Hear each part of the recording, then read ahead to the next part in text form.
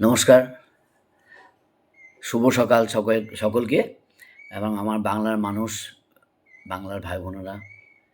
আ আজকে ছুটির দিন, শ্রমিক দিবস, মে দিবস। এটা সবাই পালন করি আমরা। তাই ছুটির দিনে বাড়িতে বসে রয়েছি। আর কালকে অনেক রাত পর্যন্ত একটু জেগেও ছিলাম।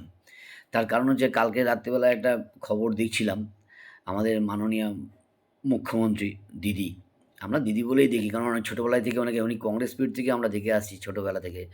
ওনার আন্দোলন, ওনার পরিশ্রম, প্রচণ্ড পরিমাণে আন্দোলন করতে জানেন এবং ফাইট করতে জানেন।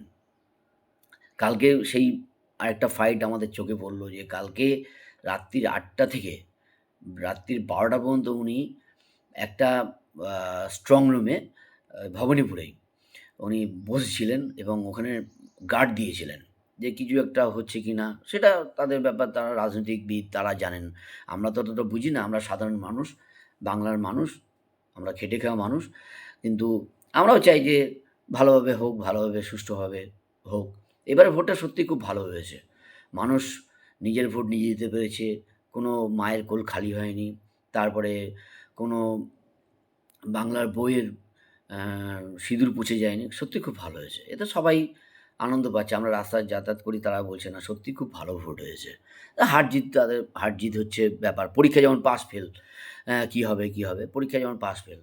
তাই যাই হোক, যে আমি যে এইজন্য ভিডিওটা করছি, আমি কোনোদিন ভিডিও করি না। কারণ সময় পাই না, আর ভালো লাগে না। কারণ আম এই এসব দেখি, টাইম পাস, ভিডিওটা অনেক সময় ইউটিউব দেখি, টাইম পাস হয়ে যায়। যাই হোক, কিছু বলি না। কিন্তু কালকে যে লড়াইটা আমাদের দিদির, রাত্রির ৮টা থেকে রাত্রির ১২টা পর্যন্ত একটা স্ট্রং রুমে ভবানীপুরে, নিজের এলাকাতেই, আ ওখানে, আ কারণ আমি দিদিকে ভালো করে চিনি, কারণ আমি কালীঘাটে এক জায়গায় কাজ করতাম। ওই ওমেন খ্রিস্টান কলেজের ওখানে কাজ করতাম। ওখান থেকেই আমি দিদিকে খুব কাছ থেকে দেখেছি এবং দিদির সাথে একদিনও কথাও বলেছিলাম আমি। তখন দিদি কংগ্রেস ছেড়ে তৃণমূল নিজের পার্টি করেছে। তখন ওই কালীঘাটে আমি কাজ করতাম। ওখানে কাউন্সিলের ওখানে আ কুমার শাহর ওখানে মিটিং হচ্ছিল। আমি কাজ বন্ধ করে চলে গেছিলাম দেখতে দিদিকে। যাক, সেগুলি পুরনো কথা, অনেক দিনের কথা, আজকের কথা নয়। কালকে দিদিকে দেখলাম যে ফাইট করতে, যে আ রাত্রির ৮টা থেকে রাত্রির ১২টা। আ খুব খারাপ লাগছিল যে দিদির শরীরটা তো খারাপ। এতদিন পরিশ্রম করেছে। আবার রাত্রি জেগে জেগে থাকা। দিদির অনেক বয়স তো হয়েছে না? তাই তাই বলছিলাম যে আপনি যে কালকে রাত্রি ৮টা থেকে ১২টা পর্যন্ত যে ওখানটায় বসেছিলেন, এই জিনিসটা যদি আপনি আরজিকর কাণ্ডে দিদি একটু যদি জোর লাগিয়ে যদি করতেন ফাইটটা, যে কেন এটা এরম হলো? কেন আরজিকরটা ভাঙচুর হলো? কেন এটা করলে? তাকে অরিজিনাল দোষীকে যদি আপনি শাস্তি দিতেন না দিদি, আজকে আপনাকে ওই রাত্রি ৮টা থেকে ১২টা পর্যন্ত বসে থাকতে হতো না। বাংলার মানুষ আপনাকে মাথায় তুলে রাখতাম আমরা। যে সাবাস দিদি সাবাস! আপনি যে কাজটা করেছেন, একদম সঠিক কাজ করেছেন। আপনি জানি না কি বিষয় বৃত্তান্ত, কারণ আমরা তো সাধারণ মানুষ। আমরা টিভিতে যা দেখি এবং দেখি এবং শুনি, সব মিডিয়ার মাধ্যমে শুনি। আমরা তো আর স্পটে পৌঁছাতে পারি না।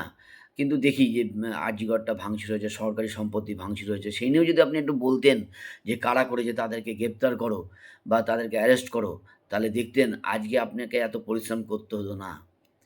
করতে হতো না।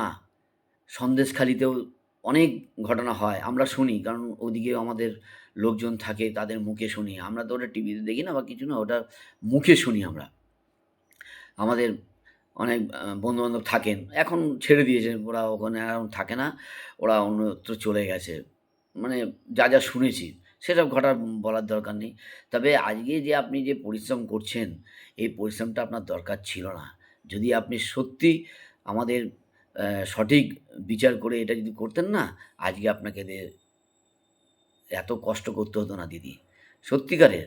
আমরা তাই ভাবি যে ইনি এত একা পরিশ্রম করেছেন, এত সুন্দর করে দলটাকে গঠন করেছেন, সত্যি অতুলনীয়। তাই বলব দিদি, হার-জিত আছে। আ আর পরীক্ষাও তো টুকলি হয়। সবাই টুকলি হয়। আমরা এরকম ছোটবেলায় যখন পরীক্ষায় বসতাম, ফুল শার্ট থাকতো বা প্যান্টের ভেতরে আমরা টুকলি জিনিস নিয়ে যেতাম। করেছি, মিথ্যা তো বলে তো লাভ নেই, আমরা করেছি। তাই হার-জিত আছে, পাস ফেল আছে। তা আপনি বেশি চিন্তা করবেন না। দিন আবার যদি কিছু আপনি আসবেন। আমাদের এটুকুনি ভরসা, আপনি আসবেন, চিন্তা করবেন না, টেনশন নেবেন না, আপনি সুস্থ থাকুন, ভালো থাকুন। এই বলে আমার ভিডিও শেষ করলাম। নমস্কার।